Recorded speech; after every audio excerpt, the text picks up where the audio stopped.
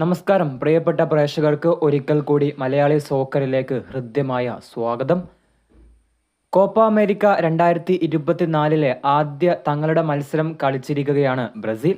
Alison, Danilo, Militao, Marquinhos, Arana, Guimaraes, Gomes, Raphinha, Lucas Paqueta, Rodrigo, Vinicius Junior എന്നീ താരങ്ങളെ ആദ്യ 11-ൽ ഇറക്കിക്കൊണ്ടാണ് ഇന്ന് Brazil ഇറങ്ങിയത്.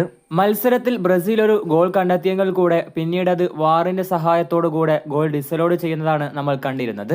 ഏതായാലും കോസ്റ്ററിക്കയും ബ്രസീലും തമ്മിലുള്ള മത്സരം അവസാനിച്ചപ്പോൾ ഇരുകൂട്ടരും ഗോൾ നേടാതെ സമനിലയിൽ പിരിഞ്ഞിരിക്കുകയാണ്. ഏതായാലും ബ്രസീലിനെ സംബന്ധിച്ചിടത്തോളം ഇന്ന് ചാൻസുകളൊക്കെ ഉണ്ടാക്കാൻ കഴിഞ്ഞെങ്കിൽ കൂടെ അത് ലക്ഷ്യത്തിലേക്ക് എത്തിക്കുന്നതിൽ അവർ പരാജയപ്പെടുന്ന കാഴ്ചക്കാണ് സാക്ഷികളായത്. പരിക്ക് കാരണം സ്ക്വാഡിൽ ഇടം നേടാൻ പറ്റാതിരുന്ന നെയ്മർ ജൂനിയർ ഇന്ന് കളി കാണാൻ സ്റ്റേഡിയത്തിലുണ്ടായിരുന്നു. കൊളംബിയയും കോസ്റ്ററിക്കയും പരാജയമടങ്ങുന്ന ഗ്രൂപ്പ് ഡിയിലാണ് ബ്രസീൽ ഉള്ളത്.